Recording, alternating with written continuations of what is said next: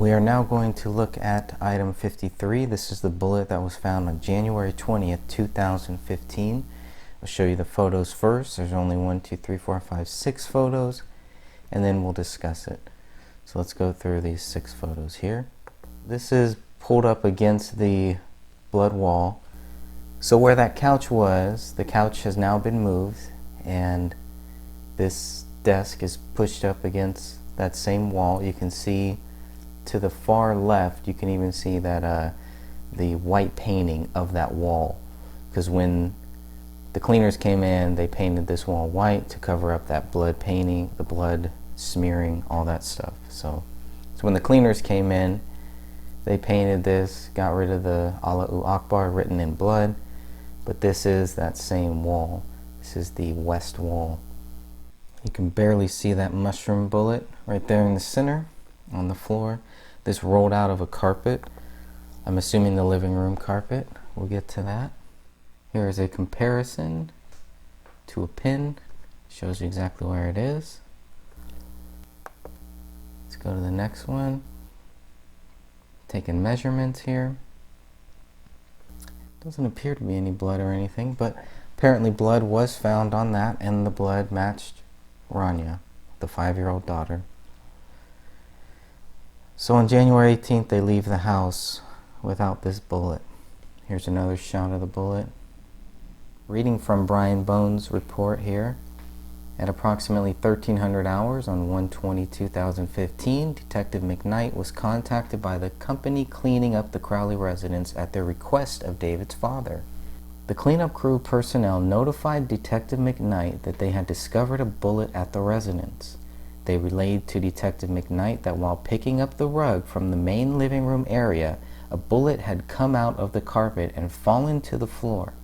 They were uncertain exactly where the bullet had been on the carpet, but said that it had fallen out of the rug and onto the adjacent hardwood floor. I responded back to the scene where I assisted in collecting the bullet that was discovered. I photographed the area, finding that the crime scene cleanup crew had cleaned up the residence. So they're not exactly sure where the bullet was, but it was attached to that carpet.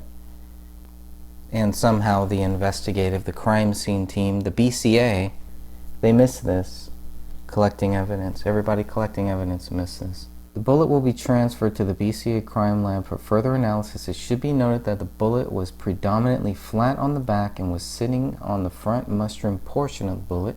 The bullet appeared to be mostly intact at the time of our discovering it.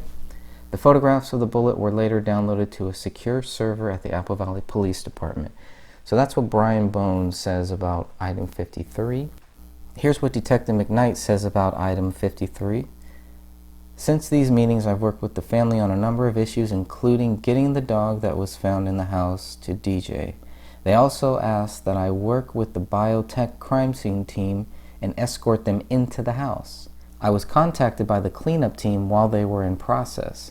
They stated that they had located a bullet that had been rolled up in the carpet. The bullet had rolled out under the hardwood floor that had already been cleaned. I went to the house and assisted Detective Bone and Booth in collecting the bullet. Here's another interesting thing about item 53 is when the blood tests are done, when the DNA tests are done, it is found that there is a mixture of 2 or more people. David and Kamel are excluded from being contributors. So we have another person here, another person that contributed to item 53. Very curious there, right? Perhaps this might be the biggest smoking gun of them all. Does this show that somebody else was in the house? Does this show that somebody else was in the house at the time of the murders, at the time of these killings?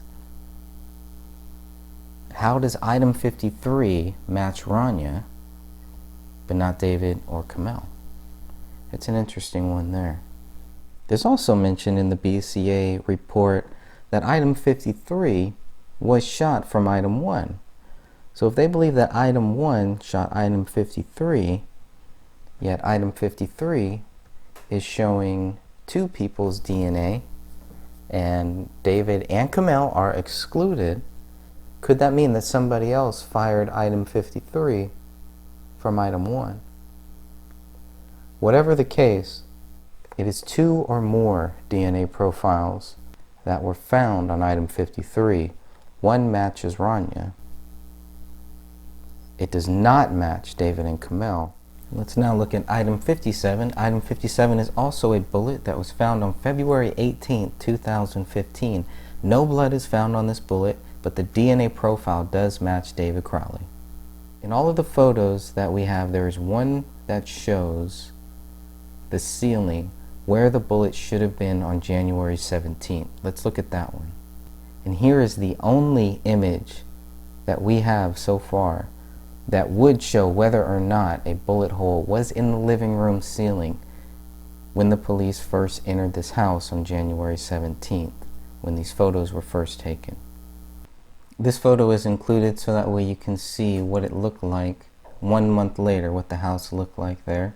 In the second image, we're pulling back a little bit. You can see that the marker on the south wall is still there. I'm not sure if blood is still there or not. Let's look at the third image here. Getting another shot. And you can see definitely some things look white there. 2 different types of curtains, both red, not matching at all. The shoes are still there on the ground. Let's look at the next one. Now we're getting a closer image. So hard for me to say exactly if that's before or after Joe Cooksley puts his finger through this hole. So the reason that this hole might look a little big to us right now is because by this point Joe Cooksley has already put his finger through it. Alright, here's another angle of that hole that you can see there. They don't mention any traces of blood or anything like that here, so let's go to the next one. An even closer image. This is going to lead up into the attic. Let's go to the next one. Now we're pulling back a little bit so we can see where somebody would have to be standing or sitting, kneeling, etc. for the bullet to enter in this way. Let's go to the next one. It's going to give us a little more close-up view here.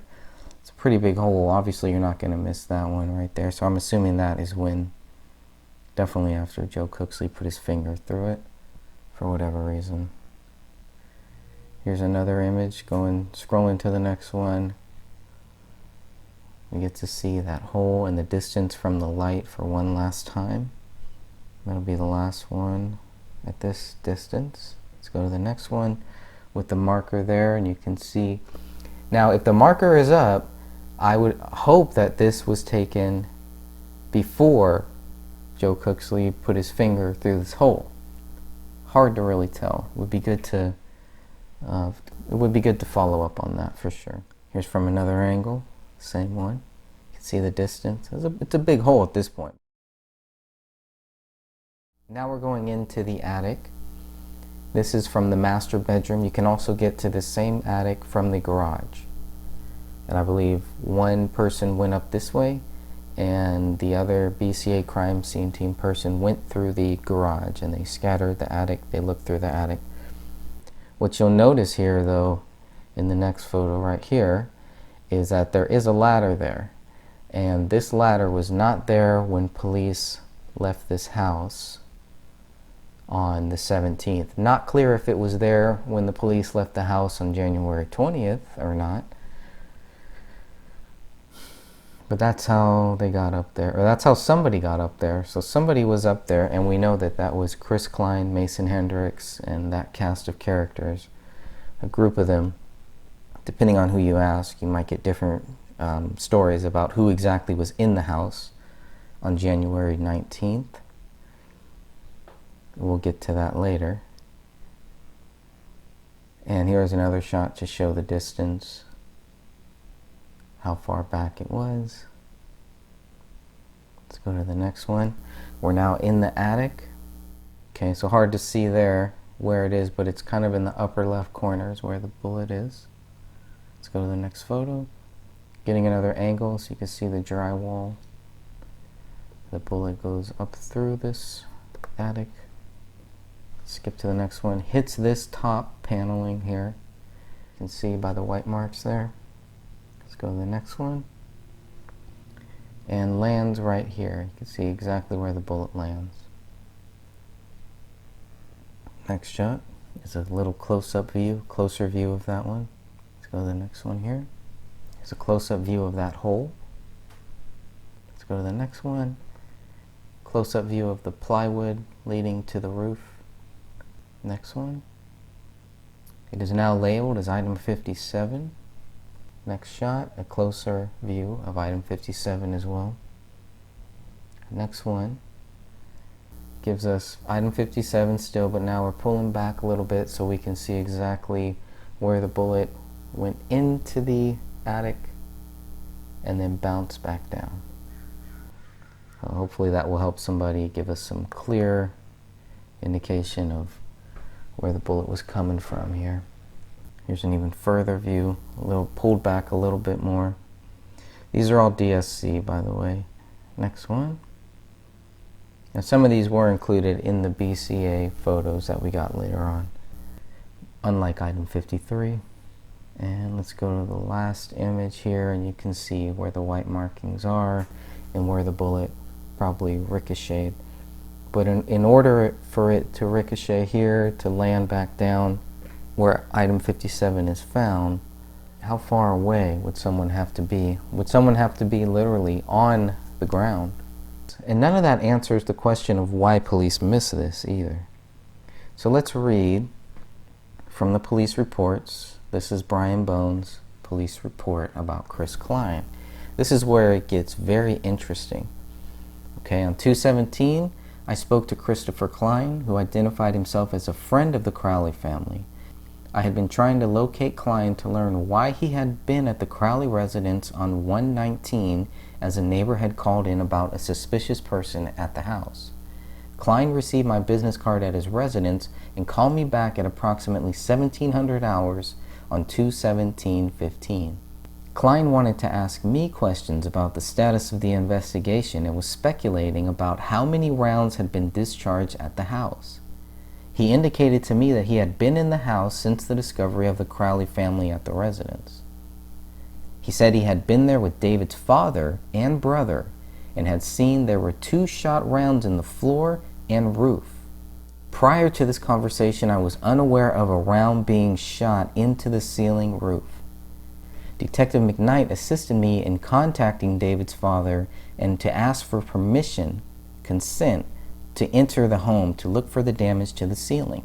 On 2/18/2015, Detective McKnight spoke to Daniel Crowley and obtained permission to go into the house. At approximately 1500 hours, Detective McKnight and I used the house key in the front door lockbox to gain entry into the house. We immediately found what appeared to be a bullet hole in the ceiling near the front door and adjacent to the living room. From my initial looking at the hole in the ceiling, it appeared that the bullet may have come from the living room area. Based on the angle, the bullet appeared to have traveled through the sheetrock. We looked for access to the attic area of the house and found that the attic access from the master bedroom room closet was open. This had not been open at the time of our initial search of the house on 1/17/15. I contacted the BCA crime scene team and advised them of our findings. I requested they assist us in documenting the damage and assist in looking for the bullet in the ceiling and attic area. We secured the house, and Detective McKnight maintained security on the house while I obtained a warrant for the house. I prepared a search warrant for the house to recover the bullet believed to be in the ceiling or attic area. On 2/18/15 at 1625 hours, the Honorable Judge S. Moynihan signed a search warrant granting us access to the house to recover what was believed to be a bullet from the ceiling. Detective McKnight NTS assisted me in executing the warrant with the assistance of the BCA crime scene team and Special Agent Olson with the BCA. During the warrant, they found what is believed to be a bullet in the attic area of the house. See the BCA crime scene team's report and photos for more information on the bullet. The BCA crime scene team collected the bullet and completed a property receipt, which was left at the house. Here's where it gets interesting. On 2/19/14, I viewed photos taken from the initial search of the house. In viewing these photos, I could see the hole in the ceiling, which we discovered on 2/18/15. So he's claiming the photos do exist. This is still Brian Bone. The photos do exist that show a bullet hole was in the living room ceiling on January 17th. But he also states here that he did not see it. He was not aware that a bullet hole existed on January 17th. Nobody was. Nobody was. Detective Gummert was a little more evasive in his answer about that. He said that he did see the bullet hole, but he wasn't sure when. And I think what it comes down to is nobody saw it on January 17th, and nobody knew about this bullet until February 18th, a month later. Wow. Detective McKnight writes something similar. He says, on 2/18/2015, I was informed by Detective Bone that there may be a bullet hole in the living room ceiling at the home of David and Kamel Crowley. The party given Detective Bone the information was Christopher Klein. Klein reported to be a friend of the family and had said he had been inside the home with Dan Sr. and Jr. and had seen the bullet hole then. During the initial processing of the crime scene, we knew that we could not account for several bullets that may have been fired from the gun used. The information given to Detective Bone could not be verified since we could not establish a definite connection between the reporter and the family. I contacted Daniel Crowley, Daniel Sr. I contacted Daniel Theodore Crowley, the father of David Crowley. To our knowledge, he is the next of kin in this case. He told me that he was not aware of the bullet hole and had not gone into the home with Klein. I asked for permission from Dan Sr. to enter the home to verify that there is a bullet hole. He agreed to let us in and provided us with the lockbox code. Detective Bone and I went to the home and found the bullet hole near the entryway in close proximity to where the Christmas tree had been. We exited the home and ensured it was secure. I waited in the driveway until Detective Bone could obtain a search warrant. He obtained a search warrant authorized by the Honorable Judge Moynihan. He also contacted the BCA crime scene team to search for the bullet and document the scene. The bullet was located in the attic rafters under the insulation. The measurements and collection of the bullet was completed by the crime scene team. I stayed at the house the entire time and assisted the crime scene team in locating and documenting the location of the bullet. I was assisted by Detective Tietz. The search started at 1700 hours and was concluded at about 1935 hours. The bullet was taken by the BCA for further examination. And once this bullet is tested, once item 57 is tested, it comes back with one male DNA profile, matches David, does not match Kamel, does not match Rania.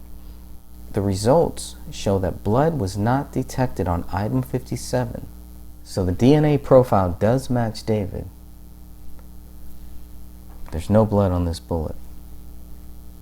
Very curious.